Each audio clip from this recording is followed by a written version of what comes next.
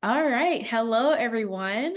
And thank you for coming to our other annual virtual pitch session. We're so excited to get started. We're so happy to have our amazing, esteemed judges and hear these wonderful pitches from our 8 amazing writers today. Today, we present 8 pitches from our talented writers who receive live feedback from our esteemed judges. After deliberation, the judges will announce our winner and runner-ups, and choosing from hundreds of entries and after several rounds of pitching, our finalists were selected for this clear, creative, and compelling 3-minute pitch presentation. ScreenCraft is proud to support aspiring writers and filmmakers by providing opportunities and insights into screenwriting in Hollywood. We're excited to share some incredible pitches today, but first, let me introduce all of our amazing judges. First, we have David Robinowitz, who is originally from New Jersey. David has been working as a full-time professional writer since 2017, along with Spike Lee and Kevin Wilmot. He and his writing partner, Charlie Wacho, co-wrote the 2018 film Black Klansman, and they currently have multiple projects in development as both writers and producers. Thank you so much for being here, David. And our next judge is Christian Taylor. As an accomplished independent producer and founder of Taylor Lane Productions, Christian Taylor has spent over a decade bringing compelling stories to life on screen. Christian honed his skills and talent in literary management at Industry Entertainment and Lighthouse Entertainment, identifying and nurturing up-and-coming artists and working closely with the writers and directors to develop captivating stories in a variety of genres. Since founding Taylor Lane in 2011, he has produced a slate of award-winning films, including Hick, based on a novel by Andrea Portes, starring Chloe Grace Moretz, and Academy Award-winning Eddie Redmayne and Blake Lively, which premiered at the Toronto International Film Festival, and Jim Loach, Measure of a Man, based on the novel One Fat Summer, written by David Scarce, A Single Man, and starring Donald Sutherland, Blake Cooper, Luke Wilson, and Judy Greer. He currently has projects in development with Village Roadshow and Brillstein Entertainment Partners. Thank you so much for being here, Christian. And our next judge is Yinchin Ma, is a literary manager, producer, assistant at Literary Entertainment Group, working on true event-inspired narratives, founded by a veteran manager and producer and Madhouse co-founder, Adam Kalbrenner, who we've worked with a lot. Thank you for being here, Yinchin. Thank you for having me. And last but not least, our amazing judge, Wendy Calhoun, who we love working with. Peabody Award-winning Wendy Calhoun's unique career spans 1-hour dramas, unscripted series, VR, and gaming. Known as a champion for diversity and inclusion, Calhoun's developed and sold over 10 series pitches with bold leading roles for women and people of color. She's currently developing with Realm, FX, Universal UK, and Stars. Her scripted drama credits include writing and producing the historic blockbuster first season of Fox Empire and debut seasons of The Rookie Feds, Prodigal Son, Station 19, Nashville, Revenge, and Justified. Wendy serves as the board of directors of the Gina Davis Institute on Gender and Media and is an honored alumni of New York University's Tisch School of the Arts. Thank you so much for being here, Wendy. Thanks for having me. So excited. Okay, so now let's get into our next pitch. I will admit our first pitcher. And as she's coming up, okay, our first pitcher is Natalie Williams, and she will be pitching Floppy the Unmagnificent. Take it away. Hi, and welcome. Hope you're caffeinated enough for this.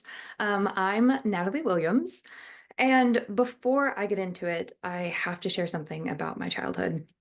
And when I was little, just kidding, I'm not going to dramatize you, but when I was little, I devoured everything animated. Disney, Looney Tunes, Pinky and the Brain, you name it. And my dad would watch these with me and laugh his butt off. And now I know why. All those jokes and innuendos that went over my head as a kid hit so hard as an adult. And that's what I want my show, Floppy the Unmagnificent, to be. a kid's show that even parents can watch without feeling dead inside. So, without further ado, Floppy is just a regular, ordinary white rabbit, munching on carrots, living her best bunny life, until her owner, a 9-year-old wannabe magician, accidentally casts a very real spell that turns her into a self-aware genius, stuck inside her little bunny body, trapped in her cage, surrounded by her own poop. How do you cope with that? You don't! You have an existential crisis and vow to destroy everything. But wait, there's more! That pesky little magic exe file only uploaded 99% into Floppy, and that other 1% that just so happens to contain the ability to read, not like that's important, went to the bane of her daily existence, the adorable, the lovable, the three-legged derpy dog Pogo, who is in a one-sided best friend relationship with Floppy and is just ecstatic that she finally needs him now. Horrified, Floppy must now rely on Pogo and a sentient nihilistic spellbook to help her find a spell to turn her human so she can take over the world. Too bad she's a genius who can't read.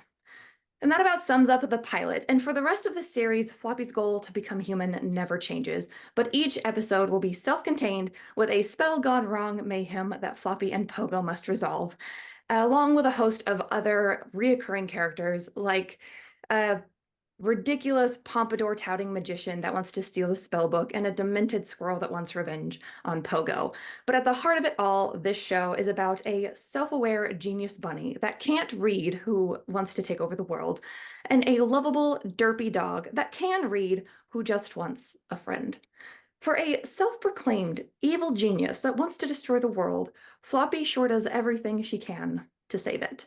And that's my show, Floppy the Unmagnificent. Thank you. Thank you so much, Natalie. That was amazing. And also, I forgot to mention your 3 things that excite Oh. you about being a writer. So let me go ahead and mention that. Okay, so 3 things that excites Natalie about being a writer is bringing the words in her head to life to entertain and inspire others, telling stories that delve into the human psyche that make people think and ask questions, relieving people from their everyday stressors to be enthralled into something that excites them, even if it's just for a moment. So I'll pass it to one of our judges to give feedback. I'll start with Christian. Hi. Yeah, that was a great pitch. I really got a good sense of, first of all, you started off with what inspired, the story personally, which is important always to me. And I thought you did a really great job just presenting the 2 characters and, taking us on this journey with them and establishing their relationship. It was a visual pitch. You had fun with it. It didn't feel overly rehearsed. And I got a good sense of the 2 characters and what they give to each other over the course of this series. Nice. Thank you. Thank you. I'll pass it to Wendy. Well, I will echo Christian. I agree. It was really fun. And I love how you interjected the tone of the piece. I believe in the way that you were pitching it, even from the joke right off the top.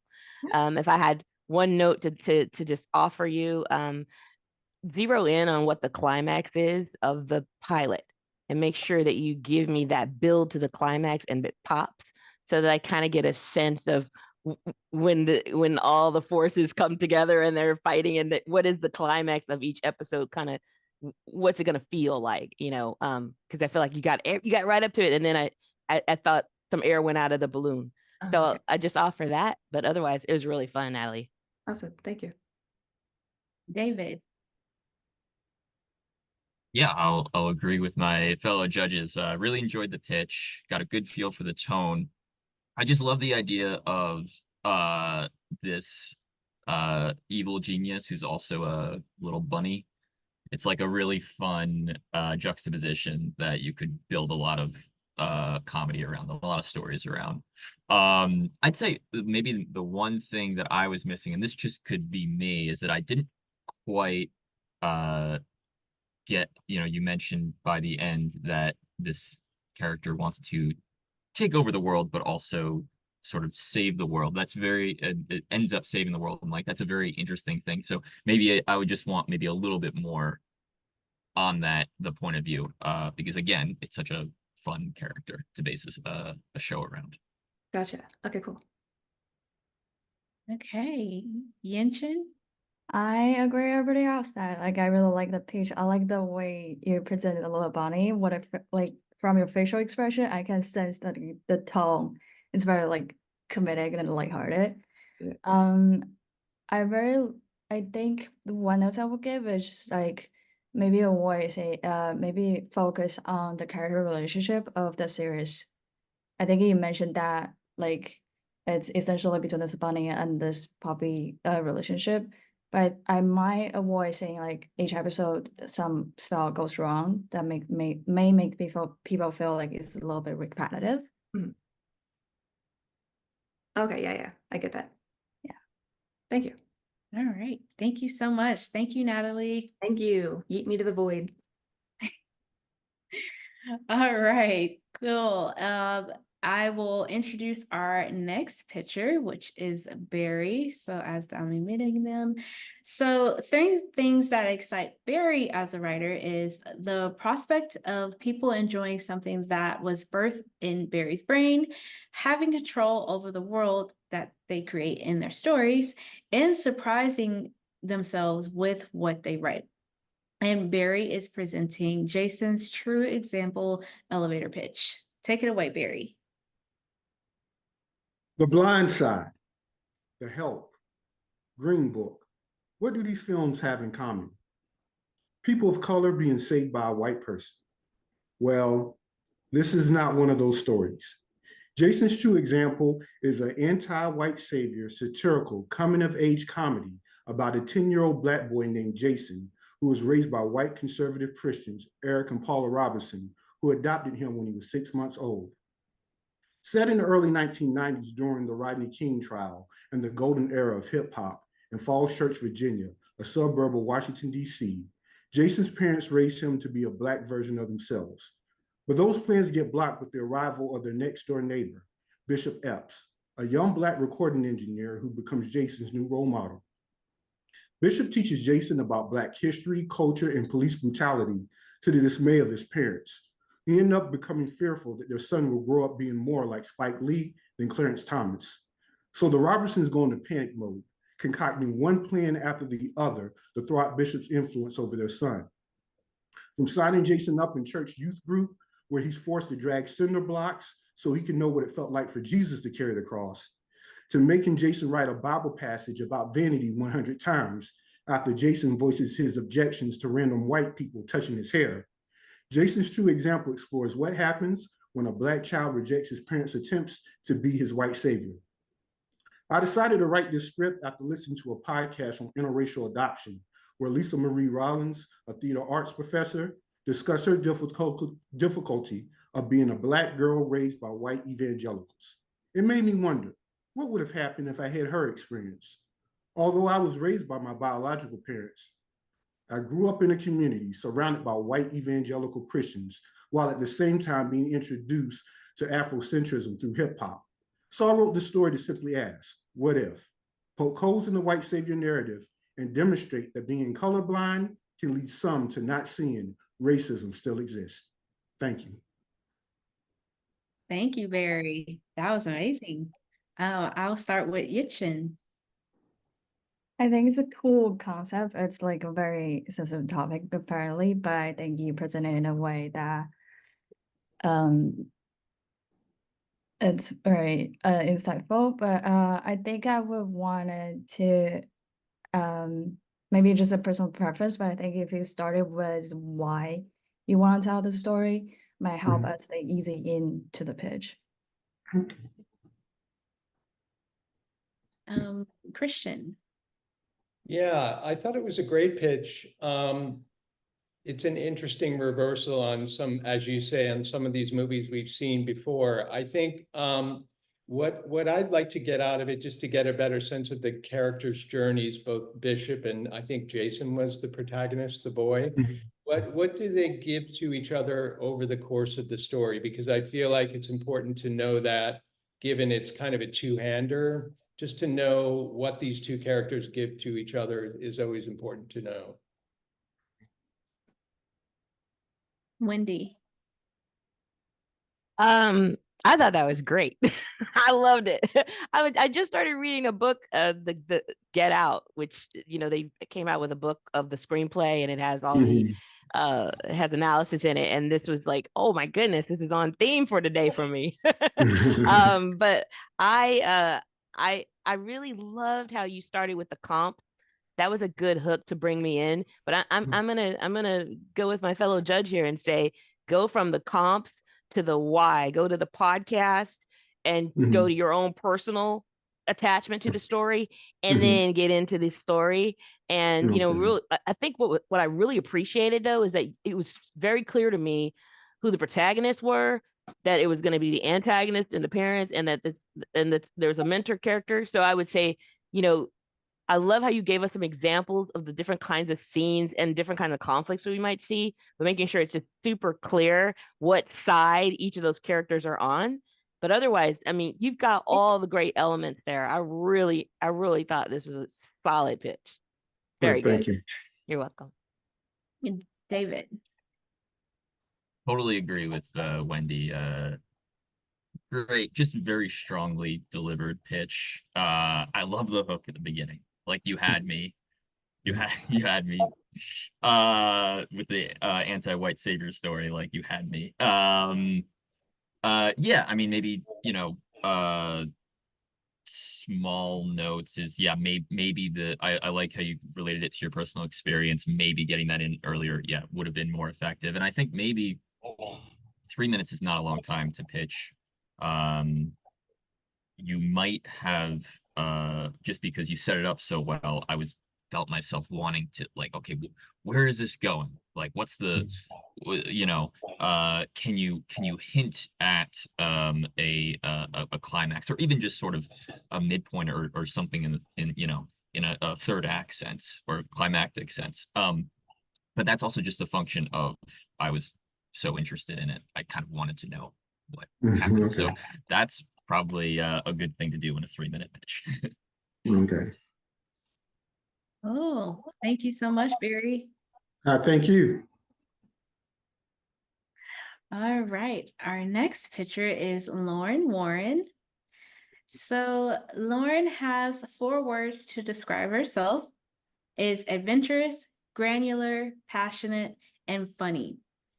Lauren will be presenting foreign exchange. Hi, Lauren. Hello, everyone. Thank you so much for being here today. It's an absolute honor and pleasure to be here. I know time is of the essence. I'm not going to hold y'all. Let me talk to you about foreign exchange. This is a pseudo-autobiographical tale about embracing adventure, traveling abroad to uncover your best self, and getting an education outside of the comforts of classrooms and home. It is a half-hour comedy. I like to think of it as Abbott Elementary in The Office, but with people wearing lots of camouflage in this. And that includes our lead character, Maya Kavanaugh. She's a Southern girl, a military brat, a recent college graduate, has big dreams of being a filmmaker like her hero, James Cameron, but also has big student loan debt. Money's tight to help her get to LA because mom's a teacher, dad's a soldier, but mom's ear hustling is going to provide a solution. And we're going to meet Maya and her family, 2003, Stuttgart Air Base, Germany. She's checking into a flight to go to Kosovo. She's going to go teach English on a military base there. Now, she's nervous, hasn't been this far from home before, hasn't had a lot of time to prepare, still can't find it on a map, still convinced she's going to or toward Russia, despite what everybody says. And one question is going to send her running. Do you have your bulletproof vest and helmet on you? So her parents got to chase her down, wrestle her back to that counter and get her on that plane because 1, she signed a contract, and 2, she's a smart cookie, but a little sheltered, needs a push into the real world. So she gets one last pep talk, borrows the equipment she needs, gets on a cargo plane with lovely amenities such as mesh seats and a bucket for a bathroom. And when it lands a few hours later, the fun begins. So over the course of the first season, we are going to see the backstory about how she got there, but of course, how her students and colleagues from all over the world are just going to make her a more informed world citizen. She's going to adjust to living in cabins, battle homesickness, stumble through dating as an introvert with no game. And we will see exactly why all of her colleagues are in education and not in anyone's military, including a trip to a gun range. From time to time, she will venture outside the gates and go from teacher to student, talking to Kosovars who have been impacted by the war that ended just a few years before she got there. Now, she's only planning on staying 4 months. Turns out she's going to stay a couple of years. And this means two things.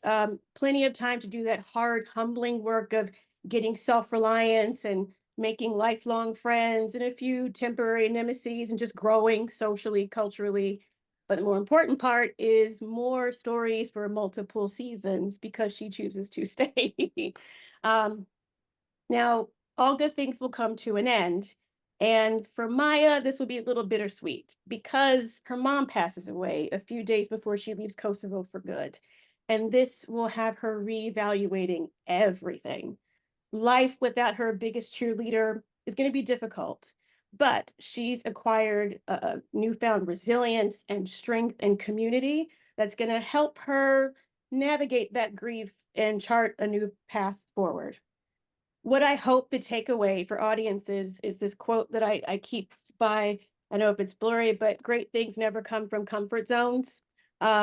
I've always had people around me that push me out of mine, and I hope that this pushes people out of theirs a little bit to take a leap of faith, big, small, passport, no passport. Most of mine have needed passports. And there's also another quote, one of my mom's pre-departure pep talks that I got, not at the airport, but the night before, in the middle of a meltdown to kind of cut through the noise of doubt and insecurity. It's not fucking prison. If you don't like it, just come home. So that is Foreign Exchange. And I thank you for taking the time to listen to my and Maya's story. Thank you, Lauren. That was very inspiring. Thank you. I'll start with David. Great job. Great pitch. The way you laid it out was just so clear. And the way you explained your main character was just, we get exactly what her deal is. And you know, I can see the show. I think if there's just one nitpicking note, it's maybe there's room for because you do a good job of giving some examples of what she deals with, and it almost is like, you know, we can imagine the comedic potential, but it almost seems a little bit more dramatic, which is great. But it's like maybe there's a few more examples of the sort of comedic, because of course it's a half-hour comedy, some of the comedic situations. I mean, you hint at it. I love the thing about, you know, dating with zero game. But maybe there's a little bit, if I'm being nitpicky, maybe there's a little bit more on the comedy side of examples that you could give. Cool. Amazing. But great Yeah. job. Thank you. Thank you. Wendy. Really beautiful, beautiful job, Lauren. You teased me in the beginning though. You talked about your personal attachment to this material and the foreign exchange, but I wanted a little bit more. I want to know why you're the only person on the planet who can write this. You're the only person who can pitch this. Like sell me a little bit more on you right up top. That'll help me lean in even more because I'll be like, oh my God, this is like so it's so authentic. You know what I mean? And and then the other thing, I have a question. Sure. When the mother passes away and the grief part of the story, where does that happen in the series? End. At the end of the series. The end, yeah. And so so it's not like a flash forward or a flashback, right? Like if I'm watching the show, I don't know if that's going to happen to the very end. No, it'll definitely be sort of a pull from rug under you. Yeah, it's going to happen very suddenly. And that's because you'll be building the relationship between the mother and the daughter throughout the entire thing. Yes. And essentially how the journey starts and ends because of her sort of bookends that'll sort of events will mirror each other, but be very different on the other side. But yeah, ultimately the crux is the journey starts because of her mom eavesdropping on a conversation. And even though she is leaving, she will have to leave a little sooner than she anticipated because her mom passes away. So everything will change. And then, but the series ends after I'm sorry, I'm digging in on this. The series ends after the mom dies. Well, no, because me and my keeps using my passport to go places. I think it could actually go further. I think it'll be interesting to explore how she moves forward after her death, the things that she takes with her, lessons learned. So no, I don't think it stops there. I don't think it has to stop there. I think it could actually go forward. But this first iteration, I think, would sort of end there. Okay, okay. I mean, generally, generally in pitches, what I've done in the past, so just because there's 100 million ways to do it, right? But generally, you want to make sure that you are giving me the beginning of the arc, the midpoint of the arc, and the ending of the arc is fine. But the way it was sort of presented on this round made me feel like I was learning about an endpoint that really wasn't going to be affecting the series. So just take a look at the wording of that and just make sure that it doesn't feel like, if you're pitching me a television show, it should go on and on and on. And if the death of the mother is a major turning point, like if that was happening at a midpoint, then I'd know, oh, well, that's a raising of the stakes for this character going forward to the end of the series. But you know what am I making sense? Like it just Absolutely. Yes. Okay. So just look at the placement of that and make sure that I feel like you're pitching me the story engine and the importance of this character relationship. But I don't know that you have to dig so in on what the final beat is going to be, especially since you're thinking it can live on beyond that. So yeah, that's I it. struggled But really with fun. that. Thought to put it in, but thank you. Totally. Yeah. Amazing. Thank you so much. No problem. Christian. Yeah, I thought you did a really great job introducing, the central character and especially her emotional journey over the course of the story. That part of it really hooked me. And I think that's the most important part of a series really is why people keep tuning in, is because they're hooked on the character and her central emotional journey in the story. I think the one thing I would like to get is maybe a better sense of some of the other supporting characters in the show, other than the mother, because I really didn't get a sense of who else she, is involved with in this series, who the other people are, and maybe also what she takes away from this experience, because I think maybe covering some of the central themes of the show would be important as well. So we know what she experiences abroad, and what she takes away from those experiences as well. Okay. But overall, I thought it was great. You did a great job. Thank you. Thank you. I think it was a very beautiful pitch. I think overall it's very clear that how we get a sense of the protagonist really quick and easy, like everybody else said. And also I resonate with the takeaway with the code you said at the end very much. I think that's a very universal feeling everybody's experiencing. So I think that's really, really great connecting people to the pitch. I think one thing is I felt like I learned there's a lot of happening to the girl once she go abroad, but I sort of want to grasp a midline of what is the hurdle that she needs to overcome, like what is the major consistent thing that she's trying to grow as a character. Yeah, as a character. Okay. Great. Thank you. Thank you so much, Lauren. Thanks, everyone. All right. Our next pitcher is Eric Kelevig. Let me let Eric up. Okay. Eric's most influential person that inspires him is his wife. Influences him with her brilliant mind and inspires him with her adventurous spirit. Every day with her is a gift to Eric, and Eric will be presenting Dark Witness. Hi, Eric. Take it away. Can everyone hear me? Yep. Yep. All right, great. All right, thank you so much for the introduction, and I'm really grateful to be here. Okay, so quick story. Not too long ago, a robber tried to break into my home while my wife and daughter were asleep in the next room. And suffice to say, this got me thinking, how far would I go to protect my family?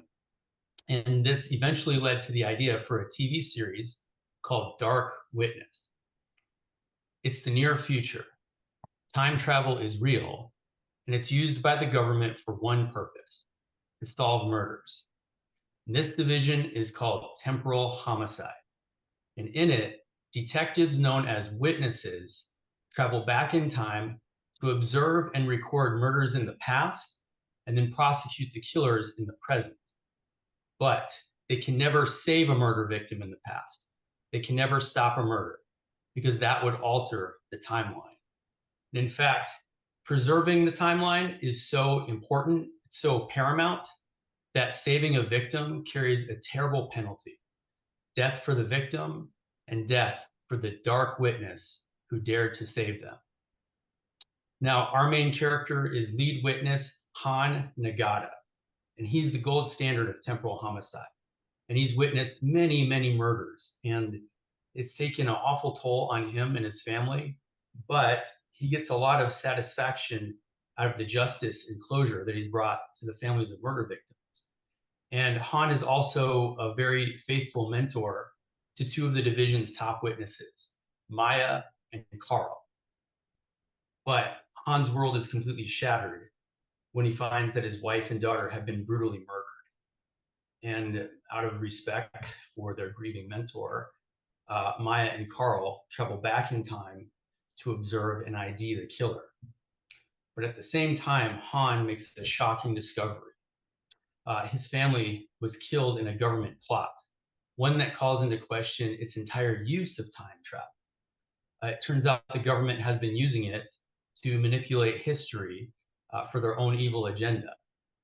So now, armed with this new knowledge, Han does the unthinkable. He travels back in time and he stops the murder of his wife and his daughter. He saves his family. Now they're on the run, hiding out in the past, and Han has to unravel an unprecedented government conspiracy before Maya and Carl find him and are forced to kill not only him, but also kill his wife and his daughter in order to restore the timeline. I really love this series. I love Dark Witness because it's a gritty, serialized police procedural crossed with time travel. And it's about working class detectives in a job that has an unimaginable toll and has incredibly high stakes.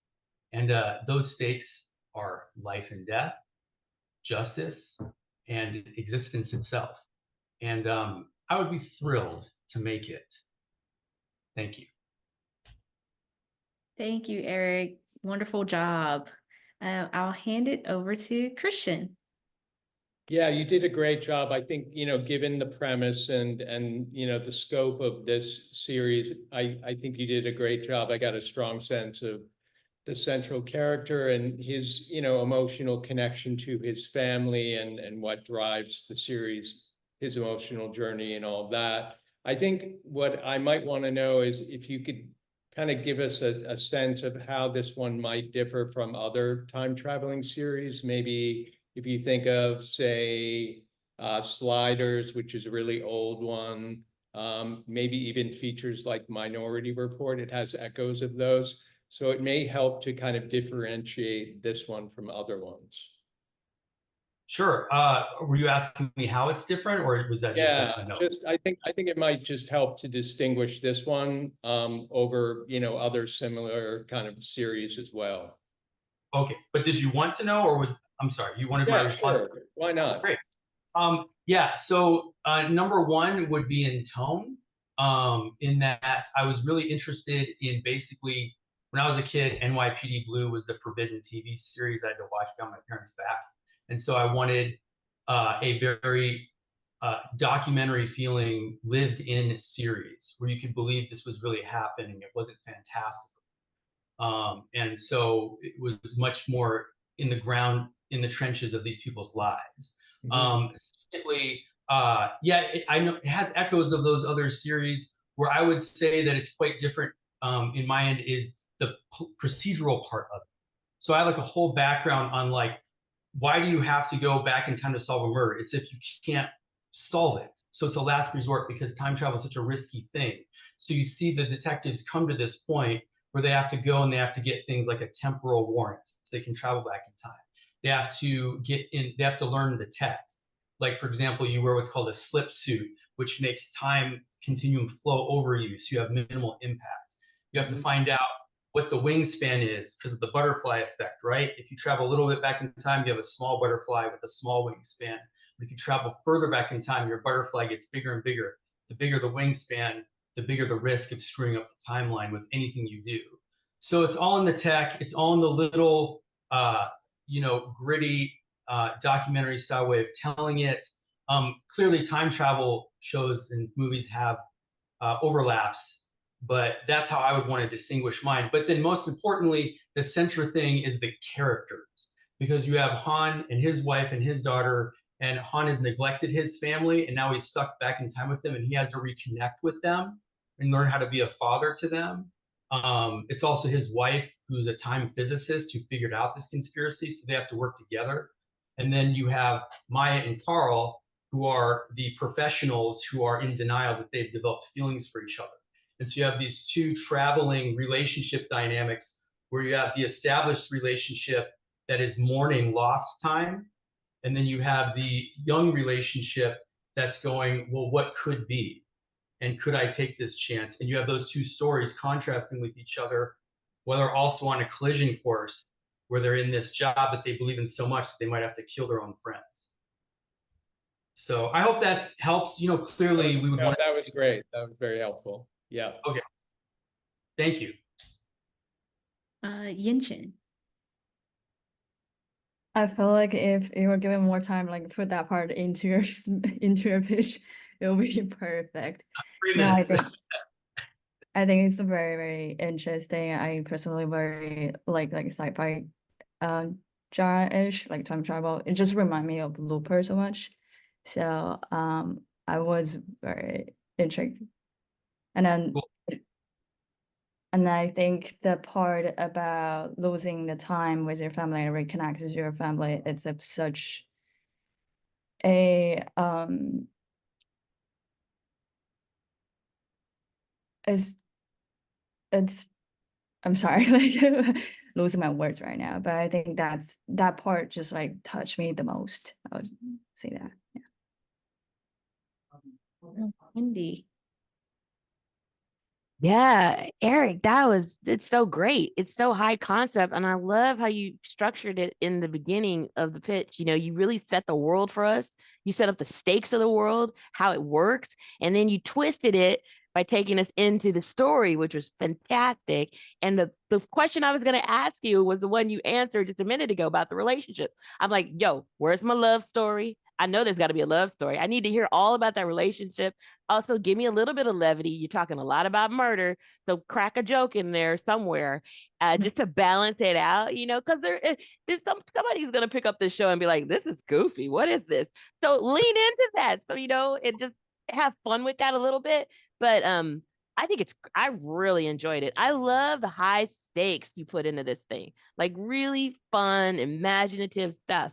And, I realized that, you didn't have a lot of time to like put all the relationship stuff in there. But man, if you had to do this again, the last part about why you love it, I would chuck that and I would just put all that relationship stuff in there and make sure I get a real good feel of some kind of love story, that you got going on with the couple, but also the love of the family.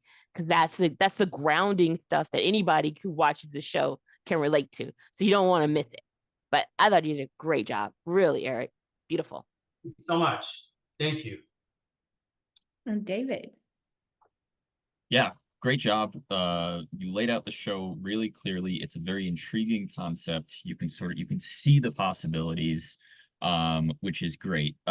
Just a couple of small things that I was missing, and it's probably just a function of it being 3 minutes. It might be great to, it's so important for when these people go back to not prevent the murder or do anything that would like screw up the timeline.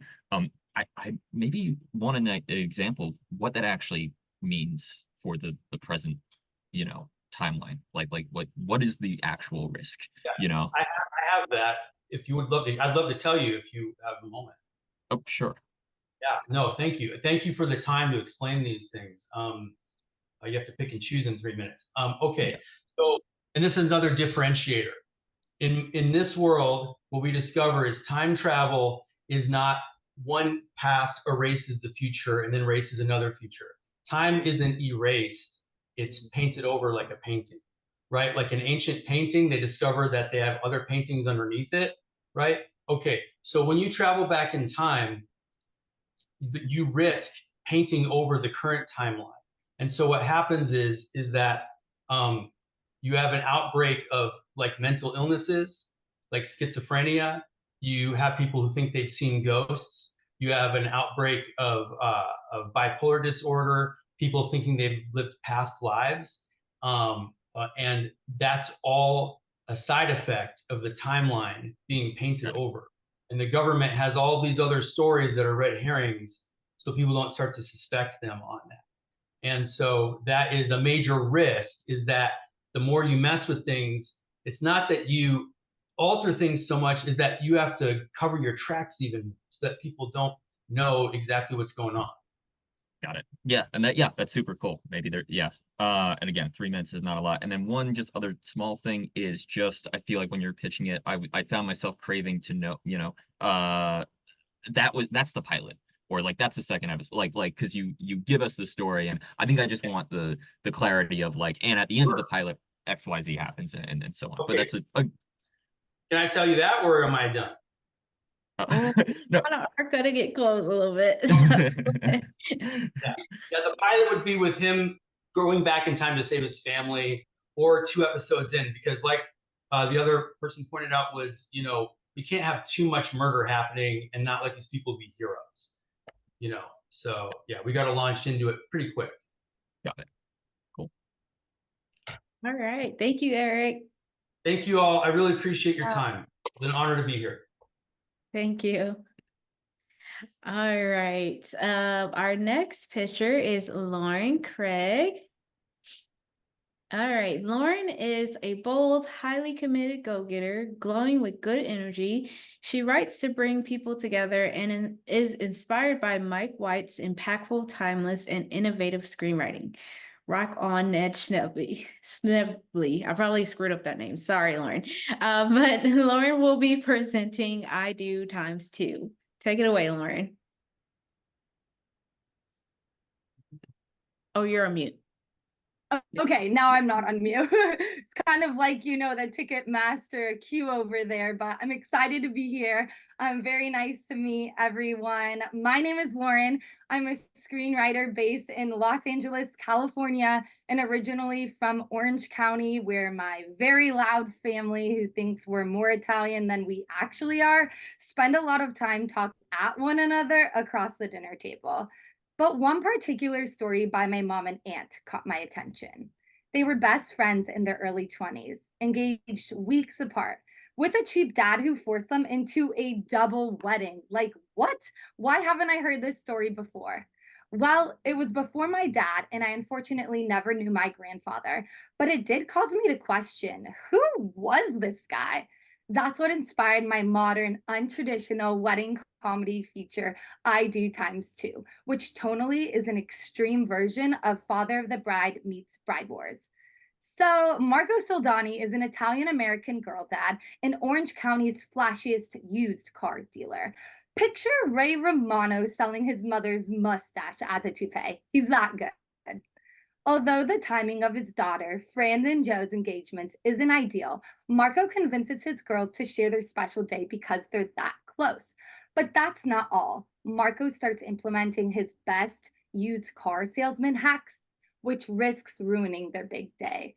The caterer becomes his brother's deli, the DJ his favorite server, causing his girls to fight tooth and veil. Literally, dress shopping turns into a WWE SmackDown, and these two sisters who once loved each other become worst enemies and cringy TikToks. But that's not all. The grooms argue, relationships collapse, and the wedding's a dead deal. Marco finally realizes all his deal making caused him to forget his #1 duty of being there for his daughters, his best investment. So he turns it all around with his family's help and gets his girls down the aisle. But just when the 4 newlyweds finally escape a chaotic grand exit into quiet, blissful matrimony, Marco has another surprise. He's paid for a double honeymoon coinciding with the family reunion. Now, I do times two isn't just my excuse to talk about something else around the dinner table. Thematically, it's about owning your mistakes, embracing authenticity, and letting go for the sake of those you love the most. The time is now. Friends and families are looking for shared movie-going experiences, and what better way to bring people together than a ridiculous wedding story they've never heard before? So please say yes to the pitch and help me get my movie made. Thank you. Thank you, Lauren. That was really funny. Thank you for that. I'll start with Wendy. Super fun, Lauren. Oh my gosh. I love how committed your is it Marco? Is that his name? The lead Yes, yes. character.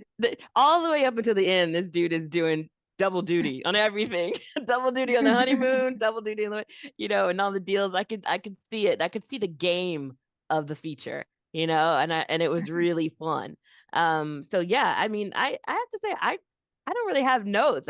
I was just along for the ride and really, really enjoyed it. I mean, if I can offer one tiny, tiny thing, just make sure I'm real clear on who your antagonist is. Make sure I know, it seems like he's his own worst enemy, which I love. Yeah. But is he, is it, and I know the women are fighting, but is his daughter fight, is there another overarching sort of conflict that's for him? I would take a drop of that, but otherwise it was really fun. Thank you. Great, thank you. And Yinchin. I really, really like the story. I was gonna say I wanted to join your family dinner so I can hear more about this thing. And if this movie gets made, I will be the first one sitting on the first front row. No, I really, really like the idea, like the daughter-father relationship, and I feel like it's a great piece for actors and actresses who really interesting portray that relationship.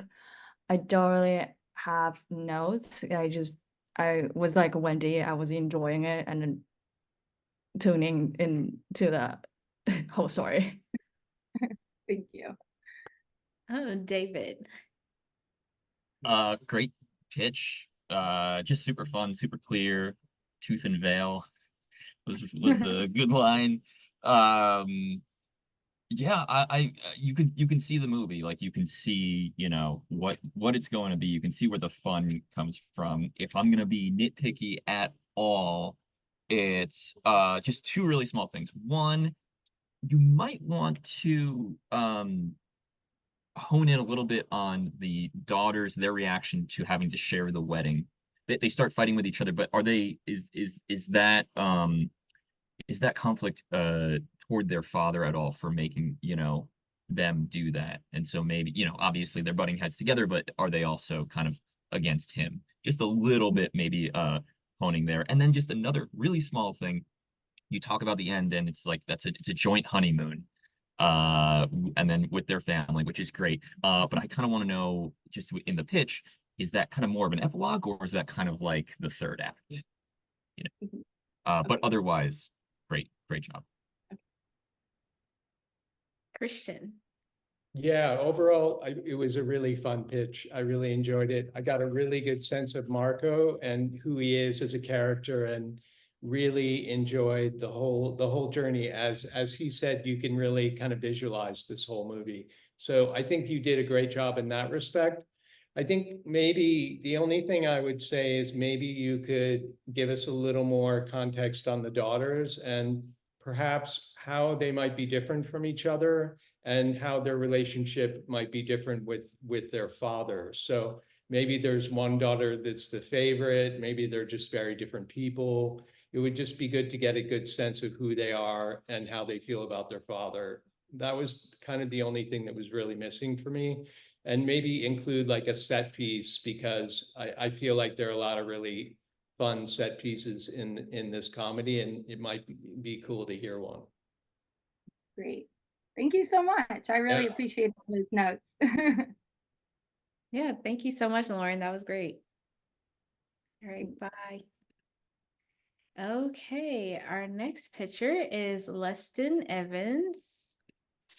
And 3 things that excites Leston as a writer is inspiring others to create by showing that writing and creative pursuits in general aren't reserved for a select few, providing entertainment for others that can be the most rewarding for Leston, and give people the chance to be human.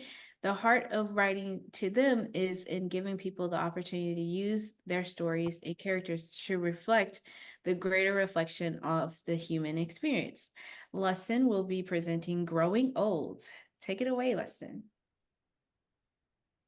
Hi, morning everyone. Well, it's morning for me here in Australia. Cool, kick into it. One of the first pieces of writing feedback I ever got was actually from my 12-year-old niece, who said I needed a love story. Then I sat down and tried to write said love story and realized that every relationship I've ever had was different. Every woman I ever dated was different. Every date I went on was different. Everywhere I met them was different. I've dated friends and strangers and coworkers, so that was all different. And there's so many different rules. The only thing that's the same is that I'm still single. So look, when it comes to writing about being in love, I'm not qualified at all. But when it comes to writing about looking for love, that's me. Growing Old is a time-bending rom-com that is about all those insane rules that each generation places on love. It's a mixture of that will they, won't they from When Harry Met Sally and that sense of longing for that special someone from 500 Days of Summer. Because you see, on Valentine's Day 1900, everyone in the world mysteriously just stopped aging at the age of 25. And from then on out, the only way to continue aging was to meet the love of your life, the person you would literally grow old with. So fast forward to 2025, and now there's people from the roaring 20s dating people from the 90s. There's boomers dating millennials. There's people from the 40s who are going on Tinder dates. There's milk bar dates, coffee dates. There's texting, calling, not really, blind dates, speed dating. There's so many options, and you have forever to find your person. But, you know, really, how long could you wait? You could be 25 for 40 years, like Emmett. He's an eclectic perfectionist stuck in this perpetual quarter-life crisis because when it comes to romance, he watched one too many Disney movies growing up. And now his crisis is in overdrive because he has to give a best man speech tomorrow for his best friend. And as an author, it should be a great speech. And so far, all he's got is love is. That's it. Not great. He should be concentrating on it, but he's just stuck in this rut because this is it for him. He's the last single friend left. After this, he's going to watch his friends grow old without him. But luckily, our last man standing has longtime friend of his who just happens to be the bubbly bad bitch maid of honor, Delilah, dragging him around town to put the final touches on this wedding, and including a citywide scavenger hunt for a disco ball. That's actually going to bring Emmett into contact with past flames of his from across 5 generations of time and prompt a bit of a reflection on horrendous dates and turbulent relationships and really make him define what love is for him once and for all. Growing Old and Emmett is a lesson to everyone who has ever tried to define love. And for those of us who, you know, are still a little confused on how to find it, that love is beyond words, it's beyond actions, it's beyond cultures and time. Love just is. Thank you. Thank you, Lesson. That was great. All right, I will start with David. Excellent work. Yeah, I mean, that's an original movie. I've not, I was just like, oh wow. Yeah, I do really like it. I think maybe the one thing that I was missing, and maybe it was just me that I missed it. Your main character Emmett. How long has he been 25? He's been 25 for 40 years, so Okay, technically he's maybe 65. Okay, maybe you did say that and I missed it. There's 2 things I want to point out that I really liked. The way that you connected to your personal experience in the beginning was really skillfully done. Felt natural, felt conversational. And then the other thing is just like you literalizing that metaphor of like you're with a group of friends and they get into relationships and they seem to move beyond you and you've literalized it. That is so cool. Really enjoyed it. I think maybe my only small thing is the device of seeing the other relationships in the past. I think maybe I don't know, maybe you just have to explain it a little bit more because it's like you're starting with this high concept and then you're kind of putting a high concept on top of the high concept. And so not saying that that's a wrong thing, but maybe just the way you explain it, maybe you have to set it up a little bit more. But that could just be me. Great job. Christian. Yeah, I echo what he said. I think the way you began this pitch from a personal perspective was just so great. You really took me on this journey. I think, you know, just given the fact that it's such a kind of high concept rom-com that I haven't heard before, I thought it was just very conversational. You did a great job. Maybe, and you also included the themes in wrapping it up, which I think was really important. I think even the comedic moments that you gave us between these characters from different time periods was just fascinating, and I could definitely visualize what was going on in this story. And I think maybe the only thing that I might have didn't catch was just Emmett's journey, emotional journey over the course of this story, and maybe just that final climactic kind of moment that we all have in rom-coms. I didn't get that enough. But overall, I just thought it was a great pitch. Yinshin. I pretty much agree. Like I was blown away by this idea. Like when you first talk about everybody stay at 25 and the only way for them to grow old is to find somebody to love. I see Wendy was loving so hard. And I feel like that's immediately grabs us like this is the cool story. But I also feel like I feel like I wanted to know more about what actually happened in the story. Like, is Emmon gonna develop a relationship with Delilah? That was my guess, but I don't know. I don't know if I lost a word. If you bring that part, but I think just after that high concept, going into the story, I wanted to know like what is the character arc, what are the stakes, like what are their journey exactly.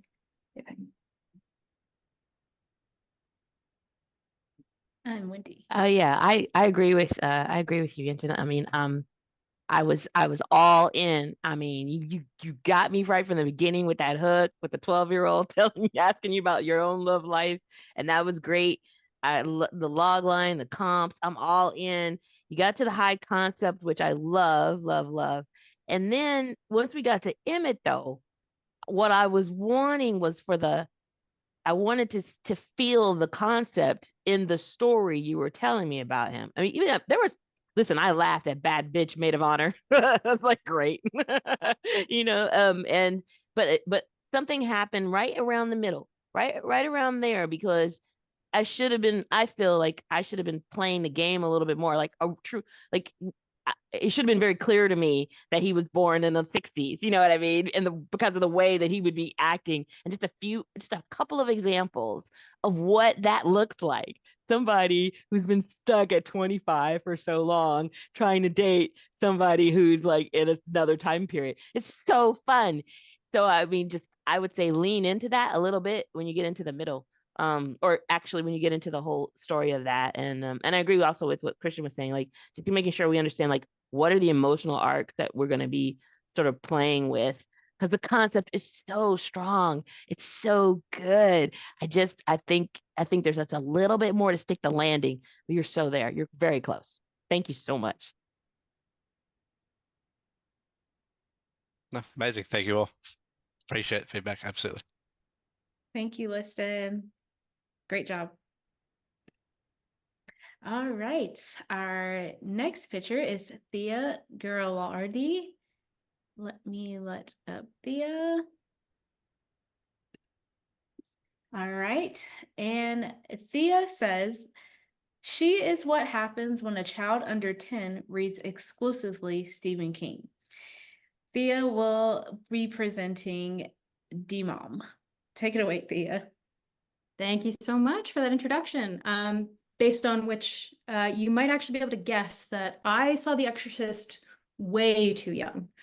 And since then, I've been obsessed with the concept of possession, but mainly the ways in which it's ridiculous and comedic, like that you can be yelling at a priest while peeing and doing a backbend.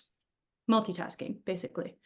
And because of that obsession, today I'm pitching you an adult animated comedy series called D-Mom, which is spooky, stupidly fun, and surprisingly heartfelt. Now, D-Mom begins when housewife Deborah is possessed on her 40th birthday. And while her soul is kicked out of her body and sent to hell, the demon settles into her body to stay with her husband and kids. And when Deborah lands in hell, she actually loves it.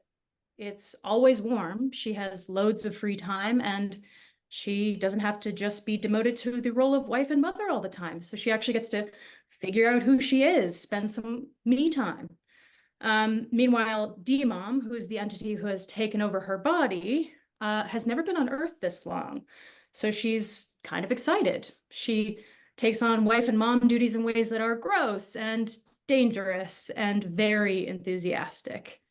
And she even loves folding laundry.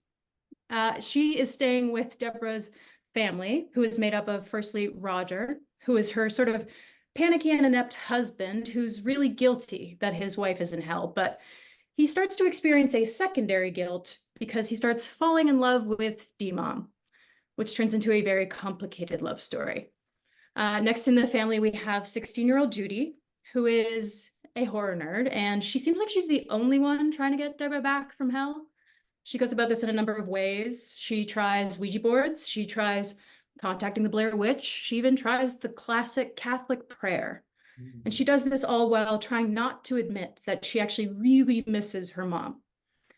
And last in the family, we have 10-year-old Tyson, who is a kid who loves eating raw onions and hates showering. And you would think that would make him kind of an outsider, but it actually makes him the most popular kid in his school because of his chaotically chill nature. Oh, and he might be the reason that D-Mom showed up in the first place. Now, each week, Deborah figures out who she is in this new hellscape, and D-Mom makes her new family's lives weird and wicked, and they might get stuck this way forever. Or D-Mom may just complete the mission that she was sent for. And I think both of them can agree that motherhood is hell. Thank you so much. Thank you, Thea. Thank you. Yinshin. I love the concept. Like, there's a lot of a body swap movie, but I never thought about it can be demon and mother. I think that's very, very cool. I think you portray it as a family very clear. Like, everybody has their personality, everybody has everybody has their character. But I think in the pitch, I wanted to hear more like what is their relationship with the mother, like each of them, like before and after this body swap thing happened. I think that's what I want to lean in more to. But overall, I really like the story. Thank you.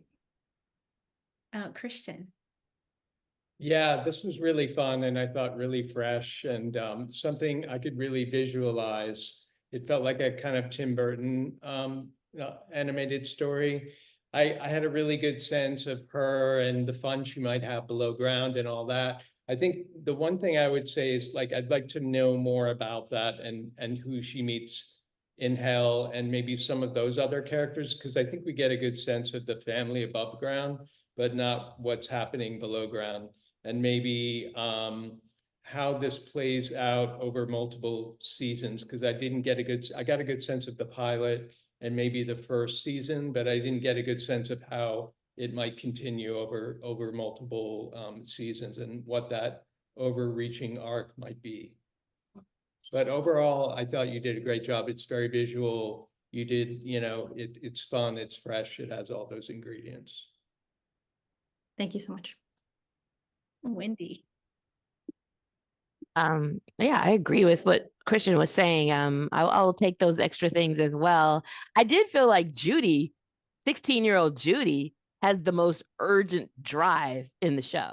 Like, she's the one who actually figures out the swap has gone down, and she's the one who's trying to figure out how to get her mom back and doesn't even want to, there's something super fun about that character, and I think you might want to just think about how you shape her and where she comes in the pitch, because she could help drive a lot of the setup for what the two different moms are doing, like the D mom and then Deborah. You know what I mean? And so I think there's a lot of really I think she might be your anchor for this pitch in terms of how to really get into it story wise, because she's the one driving story.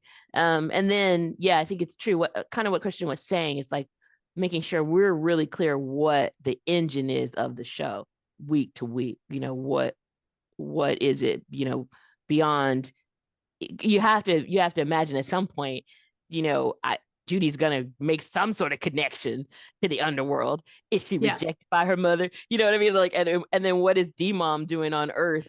That is like very clear. You kind of tease it a little bit with what's going on with Tyson, but I still don't really know. So I want to have a little bit more clarity on what the two drives are for the moms, as well. Or if it's not a drive, if it's a fight, if it's a conflict center, whatever it is. But, you know, I think it's really very imaginative and very fun. And motherhood is hell. Oh my God. You can move that up. That's like your tagline. I love that one. It's so true. Thank you. Great job. Great job. Thanks so much. David. Great work on this. I'll echo the sentiments of it's a really imaginative idea. The way you laid it out is very clear. The comedic possibilities are very clear. And the only thing that I was really missing, and again, it's hard to do in 3 minutes, is just some of those more specifics. Sort of like what Christian was saying, like you hint at it, what she's doing in health, she's living her best life, great. And it's like I was just craving just a few more like specific examples of how, she is reacting to all these, very common hell tropes, how her being there, the comedic, the very specific comedic pieces that you can do there. But again, you don't have a lot of time. We can imagine it, but I feel like we want to hear it from you directly. Totally. At least a little detail. Yeah. Just a little bit more. Yeah. But great job. Yeah, like who is she having dinner with in hell? I need to know. Yeah. Well, in the pilot originally it's Freddie Mercury, so that's the hope. Because all the coolest people are in hell, obviously. Awesome. I love that. Thank you, Thea. Thank you so much. All right, our final pitcher is Liette Congrad. And let Liette in. Growing up in the heat of Miami had a real impact on Liatte's creative sensibilities, as shown in the gritty realism of her work. Beginning her career as an intern at Scott Rudin Productions, Liatte used her industry knowledge as a springboard to direct Get Kissed or Die Brian, which has been licensed by Amazon Prime and Apple TV. Her ongoing collaboration with four-time Academy Award-winning nominated writer-director Ben Zetlin continues to inspire her creative growth. Liatte's previous work has been screened at CAA's annual Mobius Showcase, New Orleans and Portland Film Festivals, and New York's MoMA. Liatte is presenting Ecstatic Wonder. Take it away, Liatte. Thank you. Hey, guys. All right, I'm just going to jump right in. My name is Liatte.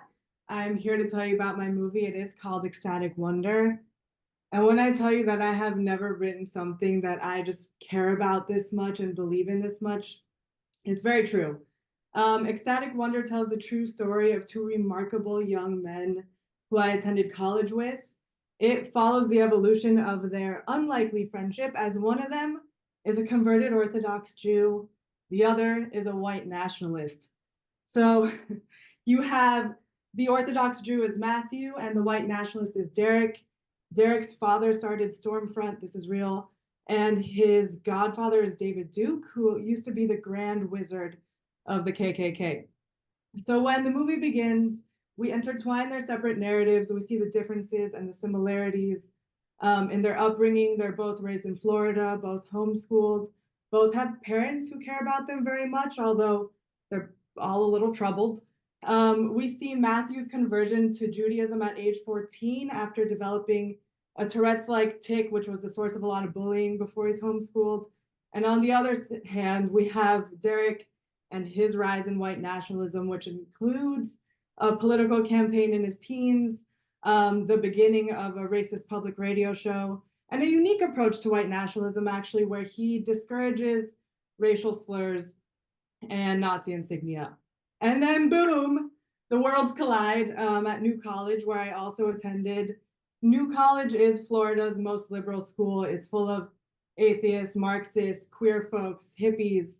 And of course, when the liberal student body finds out about Derek's hidden white nationalist identity, they go up in arms. I mean, they send him death threats.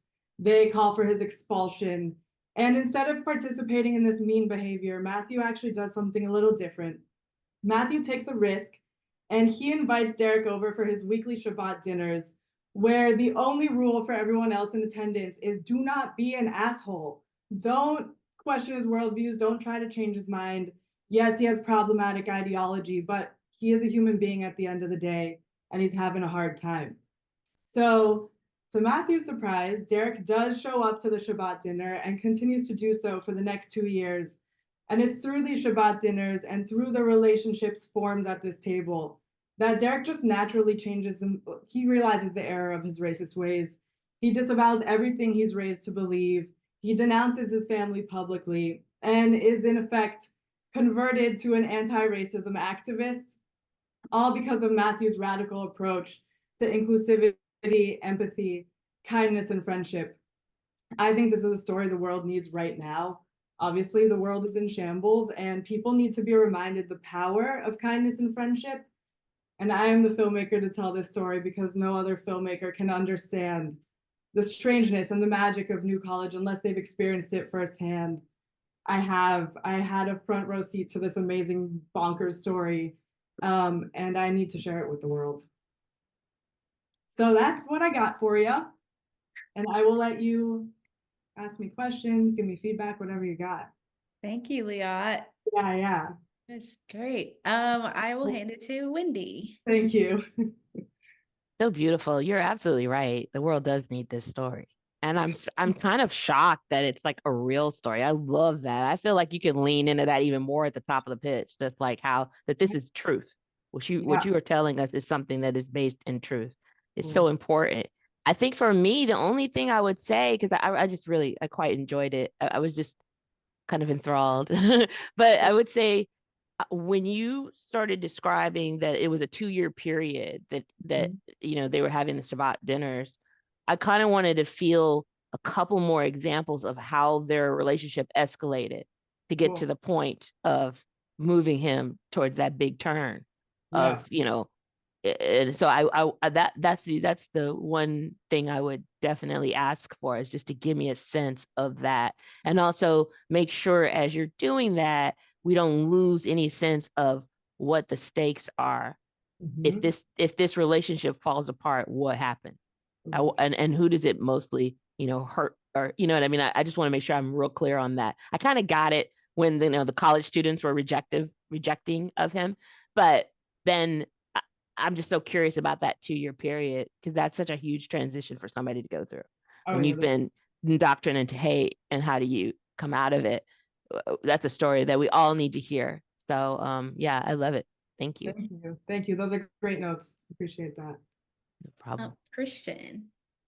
Yeah, I really enjoyed this. I thought, obviously, it's really timely. We got a really good sense of your two central characters. I think I'd echo what she just said. It might be, because it's a drama, it's tough to kind of pitch something like that in a 3-minute period. So I feel like the more you break it up into 3 acts, the better it's going to be. So just the way these two meet in the first act, what kind of brings them into this closer relationship when they introduce each other to their families, and then like what the end result of that is. Maybe it would be helpful to bring up that kind of those defined acts a little bit more over the course of the story, because I think we do get a good sense of like what they give to each other and what they learn from each other over the course of the story. and maybe even include like some of the supporting characters as well. Yeah, there's definitely important supporting characters. Yeah, because it's such a cool world, and I really like the idea of this school with all these completely different people. And I have a good like visualization of what that is, but maybe I think it's just helpful to maybe expand on that even a little bit more, and that way it doesn't kind of all become all about just them. And I mean, we get the concept right away. So Cool. those are my only notes, but I think it was great. Yeah. Thank you. Thank you. David. Great work on the pitch. You presented it really strongly. The dynamic between the two, or it's very stark. We get it really well. We know like where the conflict is. We can sort of feel what the movie would feel like, which is great. Just two things, and I know, just having written a lot of features based on true stories, there are challenges inherent to that. Kind of echoing what Christian was saying, I get a sense of the setup and I get a sense of the second act. I kind of want to know what the third act is going to be, what it's all kind of leading to. What is the big climactic moment or sequence or set piece? That would probably be helpful. And then the only other thing is, and this might be a personal preference, when you're describing the two characters kind of separately, I want to know exactly when they meet in the story, because I feel like it feels like that's all prologue, how they were before. It's like it really engages once they come together, and that's when we really lean forward. So I wouldn't want you to be in a situation where you're presenting this story and someone's just thinking like, okay, so we're going to spend half the movie just seeing them individually. I'm assuming that's not what it would be. I think you just want to be very clear on how much time you spend with them individually versus together. Yes, there is a great moment. The moment they meet is unexpected, and good note. Thank you. It's a lovely little moment. If I could tell you guys, but I don't want to waste time here if you guys don't have time. But basically, should I go for it? Well, do I have time to Yeah, if the judges want to hear it, yeah, I'd rather you give that information. All right, so basically, when Derek arrives to the school, he has like a very low profile for the whole time. He has this like long red hair and a black cowboy hat, and he sits and plays Willie Nelson songs in the like quad, And Matthew sits down next to him one day. They're both kind of outcasts in the school, and he sits down and they sing this Willie Nelson song together, and neither one of them know who the other one is. And then, of course, later people find out who it is. But I just love the two of them singing this Willie Nelson song, and then you already know their backgrounds, and then you see how it evolves from there. Like cute, little cute. Great. That's beautiful. I love it. That in the pitch. Nice. All right, Yinchin. Yeah, I think I would want to hear like start with this is the true story, because once you tell people this is a true story, it carries certain weight for people to like be more cautious about the story, I'll say. And I think you portrayed a beautiful relationship between the two characters. Like we know like how they support each other, they help each other grow and learn from each other. But I was kind of like, I think it's similar to what Christian had been said. I was waiting for where is his other low point. Like, is there a point where the relationship almost collapse, or like where is that moment? Like, because after he attended this Shiva dinner, his life pretty much go up, right? Like I was waiting for where is the low point after that. That's a great note. Yeah. May I respond to these things? Of course. Okay. So basically what's interesting is like the low point is for Matthew more than for Derek, even because people start to really criticize him for creating a safe space for white nationalism. So he loses a lot of friends, and people continue to be mean to Derek. And when they're mean to Derek, he kind of doubles down on his white nationalism, and he starts organizing events with David Duke and his dad, who started Stormfront in Tennessee. And he goes harder into the white nationalism. And then Matthew learns about that and he starts to question himself. He's like, why did I risk my reputation for this person who's doubling down on white nationalism?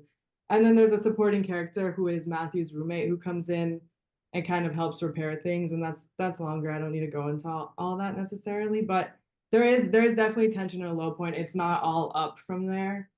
It's a lot of struggle for both of them individually and then together, because it starts to look like Matthew's efforts are in vain, and like Matthew really is just creating this safe space for white nationalism for his own, like, for his own self.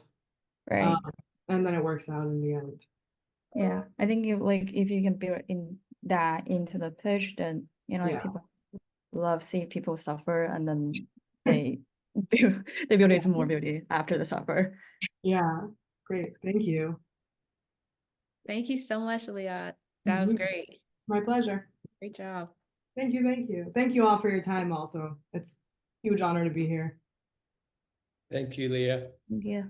Did you say you love watching people suffer?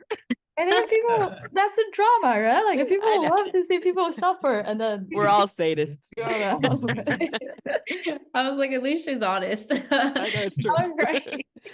Well, we have listened to all of the pitches. Thank you so much to our amazing writers and their bravery here today. Now our judges will go and deliberate, and when they come back, they will announce our winner and 2 runner-ups.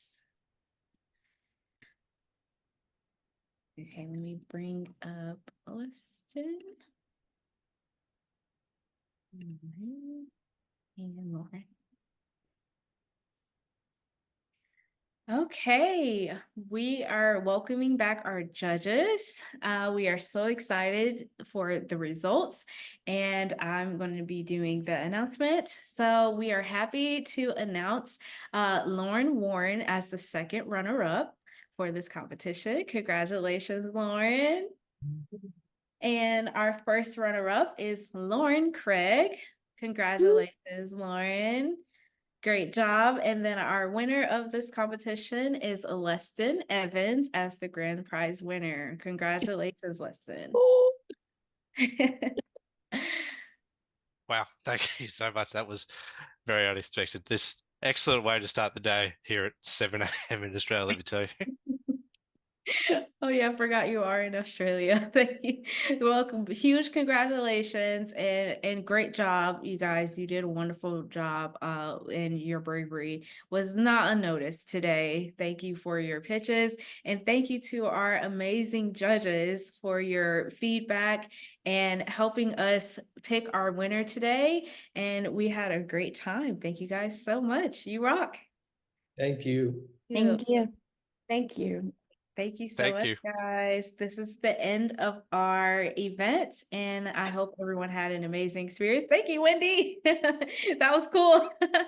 I hope everyone had an amazing experience and enjoyed. Thank you, everyone, and have an amazing evening and morning for a lesson.